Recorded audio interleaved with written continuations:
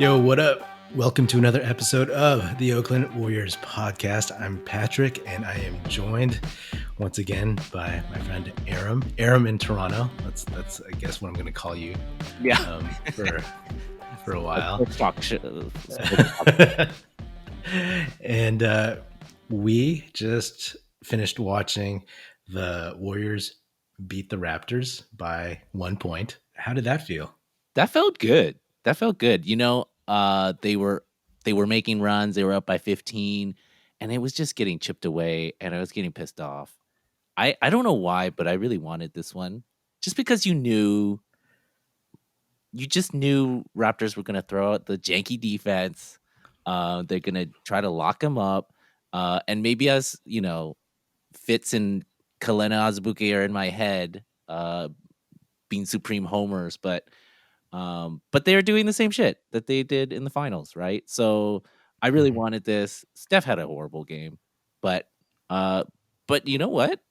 You saw some depth from this team that is really starting to develop. That second unit is really, really interesting, and they're really a stabilizing force because that starting lineup is definitely a work in progress. I in that fourth quarter, I was cussing and I got booted to the basement. So I got some dirty looks and got booted to the basement. I wanted this one. In short, I wanted this one, and I'm glad we got it. Yeah, I wanted this one too. I looked at the spread, and the Raptors were favored in this game by a couple points, and I was like, "Are you kidding me?" And when I watched these two teams play, I was like, "Oh, come on!" Like the Warriors should beat this team. I thought, but the Raptors, they've been playing together for a while, and they kind of have that championship pedigree, whatever. But you're not buying it, huh? No. But I agree with you. Like the first unit, it's like it's obviously with Oubre and Draymond. You right now have two guys who can't score, and then Wiseman.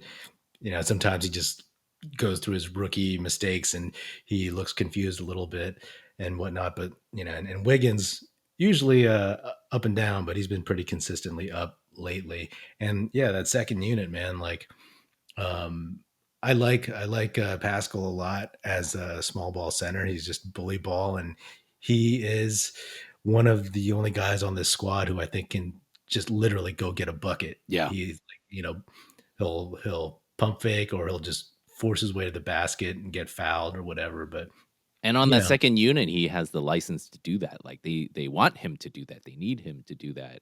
And so it's they definitely have fallen into this circumstance, but it's working out. I mean, one of the things with the second unit too that you notice is just so much more space.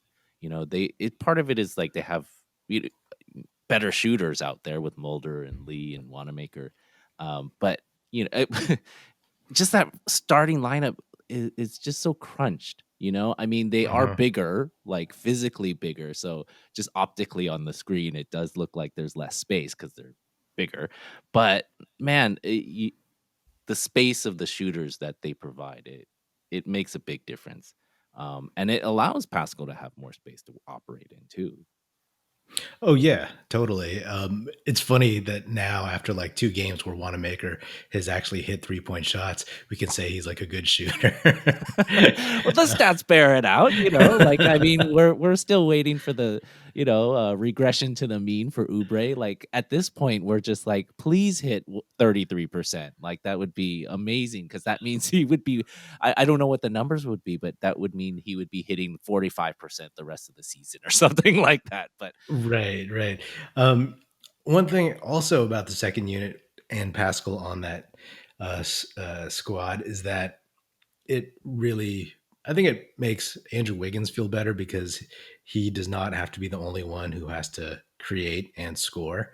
Definitely. And I think like, when Pascal when he gets in trouble, he can give it to Pascal and, he can just like do what he does, hold the ball, kind of like size up the defender and either shoot it or take to the basket and do that really unflashy drive, pump fake, pump fake and go up and lay it up, you know. So I think another real stabilizing thing has been Bazemore. You know, just watching him these last few games that they've switched the rotation up, is just how much more he's giving out there than Poole was giving. And you know, they admitted that they were trying to give Poole a shot to see what he had. He put in the work, give him a shot. Uh, Bazemore was the bird in the hand, I guess. mhm. And but man, a veteran presence, really stabilizing, and really helping make up for some of the issues with Oubre too. Yeah, So yeah, I'm really yeah. happy about this development with Bazemore too. So Yeah, yeah. I mean, like, I don't think Bazemore was ever in the doghouse. I think it was just like, okay, you know, like you said, let's see what the younger guys got or some of these newer guys got, and let's see if we should pick up Poole's option. But then also, let's see what we get from Lee and Mulder. And obviously, Lee and Mulder have stuck because they can actually hit shots, whereas Jordan Poole, he is still kind of mediocre at everything, and he doesn't really give you something definite each game. But yeah, I mean Bazemore, I mean that's what you get with a vet, right? Like you get someone is who has so many more reps hitting shots in the NBA, right? So like yeah, he'll hit that jumper more often than Jordan Poole would.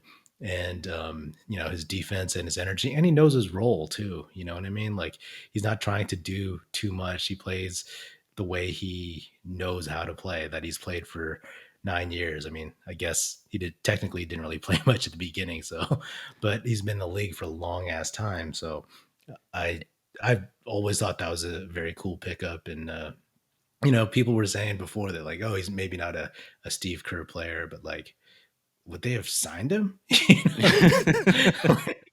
Like, well, there are some down roster guys that maybe are not Kerr guys, but you know, he had yeah, Bazemore had a great quote where it was in the Clippers game when they made that comeback.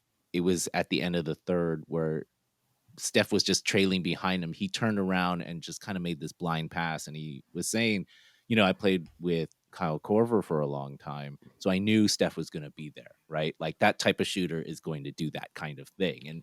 And that's right. just what it just was such an example of what a vet can do that somebody like Poole just doesn't have the experience to know that kind of thing.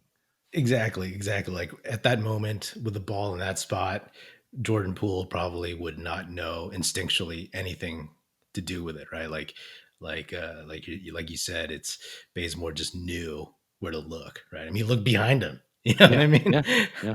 um, But you know, just to get back to what the players you were talking about on the bench, Damian Lee, you know that's my guy. that's Uh, your guy. Yeah, that's my yeah. guy. And Oh, you know, at some point in the season, you know, maybe he'll have a slump or fall out of the rotation, but he's my guy, and he has been since 2019.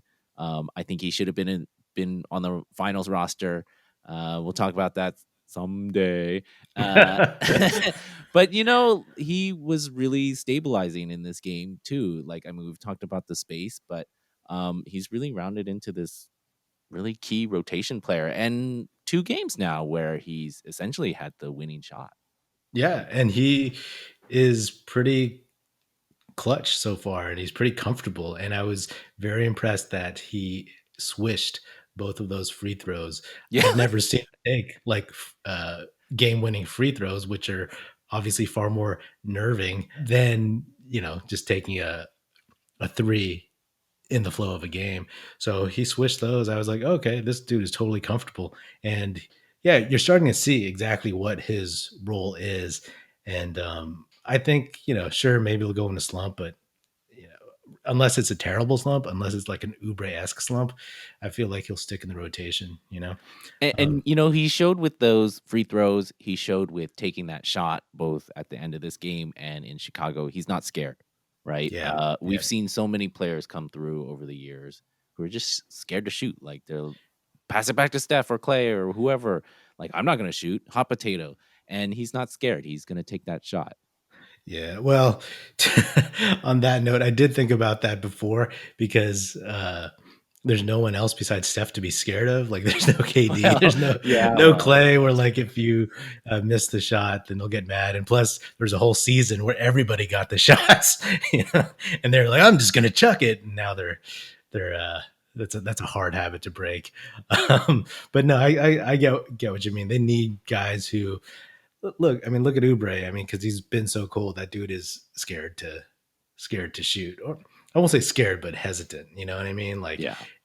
um, he had that 4 for 6 from three game a couple of games ago, and now he's just a cold fish out there. And towards the end of the game when they couldn't get anything going, you know, I was like, put Pascal in. I mean, there's set rotations, right? And you didn't see Wiseman because I mean, it looked like in the beginning of the second half, Wiseman was having some trouble. Like he bumped into Draymond Green, or Draymond Yeah. Green's like standing in the right in the wrong spot and at the top of the arc, and Draymond turned around and they ran into each other. So, but it was one of those things where I was like, these guys can't get a bucket. You could at least either put Pascal in to go get a bucket, just have another guy out there, or you could put Wiseman in to try to get an easy like lob or Yep, something yep, that vertical vertical. spacing that, sometimes people talk about, yeah. Yeah, exactly. Just because they were not hitting anything, but you know, I don't know about you, but as as a longtime fan, as you and I have spoken many times about in the past, I assumed we were going to lose this game. I was feeling that, and, like, the narrative was all set up, it's just like, "They're gonna blow this, the Raptors have their number, they're in their head, Nick Nurse does it again, he schemes it again," and it's just like yeah, as a longtime fan, you just think of it like, "Ugh." And I think you mentioned this too before, just, you just as a longtime Warriors fan, you just always assume it's gonna get worse. Yeah, yeah. You always assume. I was looking. There was like what 4.3 or something seconds left, and I was like, I was saying to myself, I was watching the game by myself. I was like, that's way too much time. That's too much time. Well, what did you think of that last shot? I mean, it was kind of an interesting play that they designed. I don't know that Siakam like getting a running start was the number one option, but it seemed like an interesting setup. And I wanted to call a shout out to Wiggins because Yeah, he played some great defense on that play. Didn't foul, contested really well, and he was blocking shots. He's been solid, and he was solid in the Clippers back to back. yeah. After the first couple of games, I don't know if I should admit this, but I was like, would you trade him for Buddy Hield? And at this point, I'm like, no way. He's No, awesome. He's exactly what we need. did you say Um, that to me before? Because I feel like I've heard that, and I think I wrote it in an email to you. yeah, because I was like, no, no, man, no. Like I wouldn't have, because I was hoping that Wiggins would get a level of comfort. But yeah, I mean, after the first couple games where he was iffy and everybody on the team was iffy, he hasn't necessarily shot well every game, but he shot pretty well. But most importantly, like that dude has always been hustling on defense. I mean, that's what I'm looking for. And what's weird? Like I look at this dude, this is gonna sound kind of odd, but I'm like, oh, maybe he's like feeling like comfortable in his own skin, and not to get too kind of uh, pop psychology ish, but he's like this. He's almost like this child star that like didn't get to be who he really was, and now he doesn't have to be in the limelight, so he can just be him, and he's being him. This He's like is Daniel Radcliffe, He's like he's been a big franchise and then now he's an adult and he can do what he wants. yeah. I don't know if that's the analogy you're looking for, but let's go back to yours. Let's go back to yours. Okay, no, not really. It's like well, anyway, basically he just had all this pressure, and again, like he's finding out or what he has to do, right? Like after seeing Steph playing with him a little bit, he's finding more of a comfort zone and whatnot. He still does that weird drop step spin move, which usually results in like a brick or getting blocked. But you know, he's asserting himself on the defensive end, and he's challenging shots and he's hustling as much as I'd ever seen him hustle before. So, I mean, he's definitely a plus player, you know, I for mean, I them. have to admit, didn't watch him very much before we traded for him, and then when we traded for him, I didn't watch many of those games last year. But I'm impressed, and I think it goes back to some of the things we're talking about. Some of these veterans who they've been around the league, and this is their shot, right? Or this is his shot. This is the first time he's really playing on a potential playoff team. There was that one Jimmy Butler Timberwolves team, but he's a really important part of this team, and he's seen some things now, and this is his chance. So that's what that experience can bring you. But at the same time, he's still only 25, so there's room to grow and in the kind of nuance areas of his game and the little things and defense. And I'm just pretty impressed with his length, and he's blocking shots and contesting so well. I'm been If this is the Wiggins that we get consistently, I think I think you can't really ask for much more. Yeah, Unless he wants and to do better. If he wants to do even more, sure. But I mean, he's shooting, I think, like 40% on threes too. yeah, yeah. I mean, he hit his first three threes tonight or something like Yeah, some that. step backs. Um, yeah, I times like these where I'm like, oh man, I wish Clay was in the lineup Yeah. because I mean, like if Wiggins is playing this well with Clay in the lineup, I'd be like, damn. You're listening to the Oakland Warriors podcast. Did you know Oakland Warriors is a website too? OAKLANDWarriors.com offers a collection of Warriors t-shirts that are comfy, classy, and cool. Fit for a real Warriors fan like you. Forget basic tees and boring designs. With Oakland Warriors, you can show your team pride with those in the know. I have a shirt from OaklandWarriors.com. It's comfy and soft, and it reps the Dubs in a low-key but fun way. Don't believe me? Check out OaklandWarriors.com and use the code podcast at checkout for a 10% discount. But you were asking about the last play of the game. I right before we started talking, I saw on Twitter some dude who I guess breaks down basketball plays and stuff. I saw he had broken down the last play, and it looked like Draymond kind of was calling out exactly what was going to happen. uh, According to this guy. And I was like, whoa, I only had a chance to look at it once, but it was interesting because he was calling out like the picks that were coming, and then they switched it, and then Draymond stopped. It looked like the primary option was to throw it to the Toronto player. I forgot who it was, breaking towards the basket.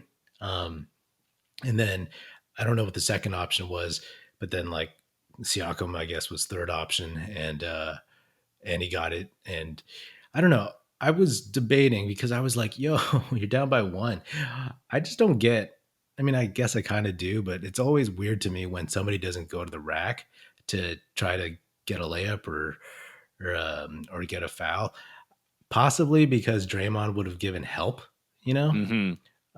I saw him kind of on a replay, kind of, lean into the lane a little bit when Siakam was trying to figure out what he was going to do, but then to all of a sudden like turn into a turnaround fadeaway, which I mean he can hit that shot. He almost made that shot. It was online, just I forget either short or long, but like this tendency. I mean, there was a Boston game where they were down by one, and Tatum takes this long three, and they lose. Hmm.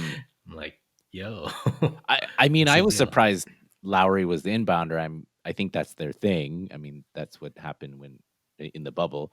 But he's so good at drawing fouls. He's so good at going to the Yeah, rim. I was just surprised. And maybe one of those first options was for him to inbound it and get it back right away or something like that. It was yeah, taken no, that's away true. by Draymond's clairvoyance. So, but yeah. I mean that shot. Siakam still got a decent shot off, and it was kind of halfway in. But funny thing about that last play is, sometimes there's a lag between that what's actually happening in the game and then what you're watching. So I had Mhm. to I was watching the game online, and they were still in the timeout, and I was like, oh, let me check the stats and see how many points Damian Lee scored. I was like, oh, game's over, and it says Siakam misses pull up jumper. I was like, oh, okay. But still funny again, it was that even I knew it was happening, that they were gonna miss it, Warriors are gonna win, when Siakam shot it, and it was like a third of the way down, not half of the way down, but it was a Yeah. little bit in there. So it was a little bit, so it was still exciting, even if I Yeah. knew what was happening. I mean, the modern day second screening, man, like I've had to really, really check myself because I rewind so much. Like the James Wiseman one man fast break. Um, I yeah, I just kept rewinding that, and all of a sudden, like I was like really behind, and I want to check the stats, but then I have to kind of have to cover my the top half of my phone so I don't see the score. Because I put want to see put some masking tape on the top, while gaffer's you tape. watch it. Yeah.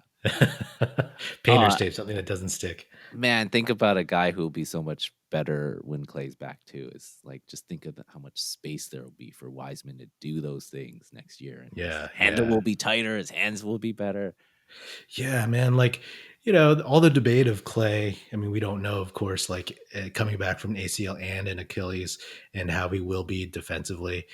I mean, at least now we're going to have a guy who'll be, a big body defensively. I mean, Hmm. Bogut was always the fail safe, behind all the guards and the wings. Granted, Wiseman is not going to be veteran Bogut on the defensive end after one season, but it'll it'll be it'll be great, like I just want to see it. I mean, not even thinking about like, oh man, we're going to go deep in the playoffs and we're going to contend for the title.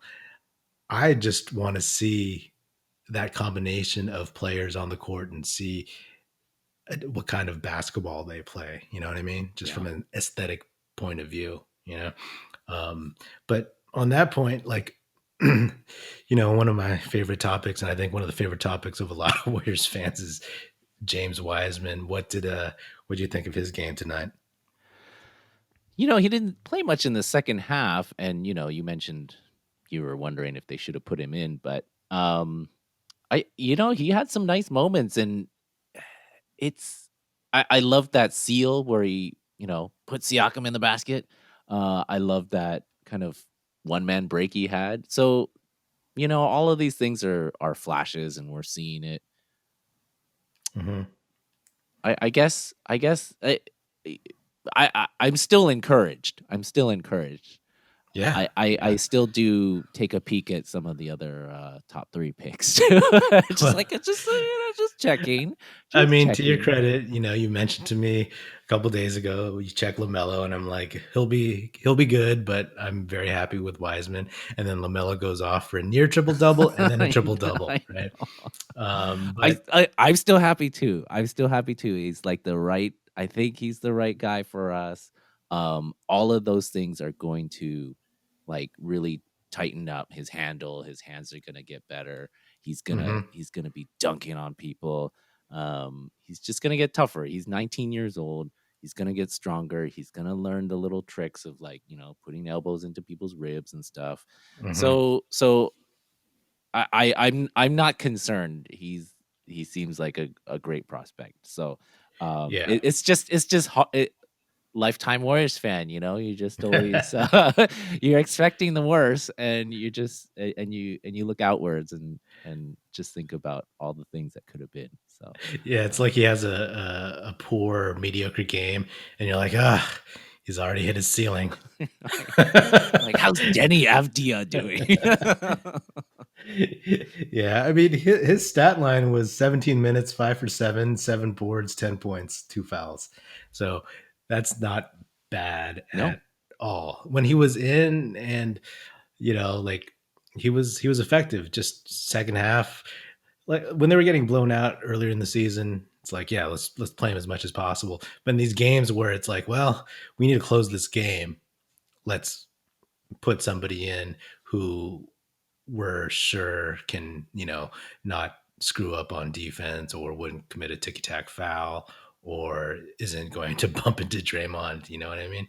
And I Um, think it's showing an urgency from the coaching staff too, that if you're playing these good teams, you can get a win, you're just gonna go for it. yeah. And he's gonna learn either way, whether he was playing or not. I think it's important for the young players to see these are the little things that it takes, right? Like, Hmm. I think that's important. I'm not worried that he's not in during crunch time on these games, Oh you yeah, know, no, not at all. and they need to win these games. Yeah. And I think it's like a perfect scenario. He's not going to sit and pout on he knows the deal, like they're going to go with someone that is more seasoned and, is better at closing out games right now, Um, but like I did notice, in the previous game that Wiseman tends to get frustrated. So hopefully, you know, he doesn't let that like get the better of him as and let it take him out of games and stuff. That's probably the main. Uh, if there were a red flag, you know, not even red. It's like pink. um, Yellow. yeah. But yeah, every game you see something that's like, yeah, okay, got it. Like show the fans a little something, and okay, ride the bench in crunch time. That's fine. I mean the coast to coast thing where he made the read that that Siakam wasn't going to uh you know pick him up in the lane, um, and he just went. And literally, like I said, I replayed that like several times. The dude he gathered the ball with his front foot still on the 3-point line. You know what I Yeah, mean? yeah, the Like, and then he strides. just took the two strides, and it's like, unless, I mean, the only thing you can do is strip him at that point. But he just went up strong and finished, and you know, And plays like that are gonna be so much more commonplace when there is better spacing. He is playing in the starting lineup with Draymond and Oubre, which are not giving him much space to work on. So I think next year you have Clay in there. There's gonna be a lot more space. His handle will be tighter. I think we're mhm. gonna see a lot more of those, and he's got those. Maybe he'll get that kind of Euro step a little bit tighter as well. So Yeah, I mean, basically, he'll get all of it tighter, right? Like, I'm always impressed whenever he shoots a jump shot. I'm like wincing because I'm always scared he's going to go again as a longtime Warriors fan. I'm always scared he's going to go into this horrific cold streak. But I think he nailed a couple of those shots, face up, right over Siakam, and I'm yeah, like, he had all one. right, Yeah, yeah. and that's cool. And eventually we'll start guarding him on that, and we'll see how his first step is, if he can get around people. Um, but yeah, no, it brings me joy to watch him play, because I'm as a fan who, like, we've never had like a dominant center, especially on offense in this respect. So it's just weird. It's weird to see like, whoa, we have the biggest dude on the court. Yeah. Whoa, like we have the most athletic guy in the court. Whoa, like Siakam is not taking it to the basket. He's kicking it out every time he gets the ball down low. And that's one of the things that has been so enjoyable about the season so far. I think because you got your daily Wiseman check. It's like, oh, how's he coming along? But we have enough of the kind of like past and present with Curry and Draymond and these kind of vets that are kind of filling in the roles of veterans past, and just competing, so we can enjoy it on so many different levels. And I think that that's what this game really helped. It, just like a lot of the other games, is really exemplifying. It's just like, hey, we can enjoy it on multiple levels, and I don't know. I'm having a good time with this season. Yeah, because you don't really know what to expect, and like you're feeling like, or at least I feel that, and I always say this, like you want hope. Sports fans want hope. That's all they want. They want to know that like they may not win the title this year, but like they're getting better, and they might be a contender the next year or something. And you want to see progress. And for the most part, we're seeing progress, even though there were some problems with scoring and all that stuff. A win is a win, and I really wanted this game too because Toronto, and a team I used to never care about, and Totally right. I used to be like, oh yeah, I don't mind. And there's so many highlights in my mind of like the Dynasty Warriors blowing up the Raptors, during the regular season, and but I really, really wanted this game because yeah, for obvious reasons. So, yeah, Obvious reasons, yep. we're seeing a lot of progress, I think, and that's all. That's all you can hope for. Everybody's technically getting better. I mean, and Oubre's still playing hard. Like he'll get his dunks and his like layups. Some of his shots, not even his 3-pointers, but some of his like mid range or like layups are kind of off. But he seems to be like trying, so far he's the only one that hasn't like truly like gotten better as the young season has moved forward. But I have hope that he'll get back to I think he's a 35% shooter from last season. So, fingers crossed. Fingers crossed. Which is hard to do as a Warriors fan, to be optimistic. But, I think things are stabilizing. Once he gets stabilized, I think this team has some hope, has some potential. All right. Well, that is another episode of the Oakland Warriors podcast. Be sure to subscribe wherever you listen to podcasts and check us out at oaklandwarriors.com. That's it. Music in this episode provided by Paper Sun. Special thanks to Paul Amardo for production support. See you next time, and go Dubs.